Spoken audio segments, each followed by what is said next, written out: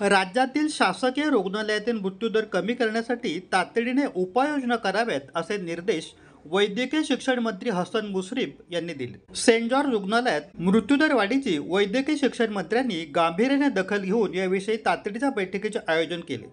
यावेळी वैद्यकीय शिक्षण विभागाचे सचिव धीरज कुमार, संचालक डॉक्टर अजय चंदनवाले, जे रुग्णालय आणि सेंट जॉर्ज रुग्णालयाचे अधिष्ठाता आणि वैद्यकीय अधीक्षक आदींसह संबंधित अधिकारी उपस्थित होते। वैद्यकीय शिक्षण मंत्री म्हणाले की शासकीय रुग्णालयातील मृत्यूदर कमी करण्यासाठी रुग्णालयात वैद्यकीय सेवेत तात्काळ सुधारणा घडवून आणण्यासाठी आवश्यक मनुष्यबळ, निधी आणि उपक्रमांची उपलब्धता प्राधान्याने सुनिश्चित करणे, अतिदक्षता विभागातील खाटांची संख्या, मनुष्यबळ वाढवणे, औषधे व अत्याधुनिक उपकरणे पुरवणे आणि दीर्घकाल सुधारणा आराखडा तयार करण्याचेही निर्देश त्यांनी दिले। अनेक रुग्ण खासगी रुग्णालयातून शेवटच्या टप्प्यात शासकीय रुग्णालयात स्थलांतरित होत असल्यानेही आयसीयूतील मृत्यूदर तुलनेत अधिक दिसत असल्याचे स्पष्ट करण्यात आले असल्याचे त्यांनी सांगितले। 2022 ते 2025 दरम्यान एकूण मृत्यूदरात सातत्याने घट होत आहे।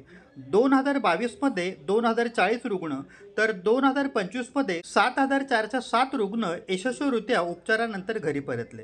या संदर्भात वैद्यकीय शिक्षण विभागाने तातडीने कार्यवाही करत पारदर्शक चौकशी आणि मजबूत सुधारणा आराखडा आखला आहे। रुग्णालयातील सेवांची गुणवत्ता वाढवण्यासाठी खालील उपाययोजना अंमलात आणण्यात येत आहेत। आयसीयू मध्ये आवश्यक तज्ज्ञ, वैद्यकीय अधिकारी व महत्त्वाची औषधे तातडीने उपलब्ध करून देण्याचे निर्देश। अतिगंभीर रुग्णांना आवश्यकतेनुसार सर जे रुग्णालयात सुसज्ज रुग्णवाहिकेतून स्थलांतरित करण्याच्या सूचना। सेंट जॉर्जेस रुग्णालयात मनुष्यबळ, औषध साठा आणि आयसीयू बेड्स वाढविण्याचे आदेश। मुंबईसह राज्यातील सर्व शासकीय वैद्यकीय महाविद्यालयाचा सखोल आढावा घेऊन सेवा गुणवत्ता उंचावणे। सर्व शासकीय वैद्यकीय महाविद्यालयांच्या मृत्यूदराचा मासिक आढावा घेण्याचे निर्णय। आवश्यक निधी, मानव संसाधन व औषध पुरवठा शासनातर्फे प्राधान्याने उपलब्ध करून देण्याची हमी यासारख्या उपाययोजना करण्यात येत असल्याची माहितीही वैद्यकीय शिक्षण विभागाने दिली।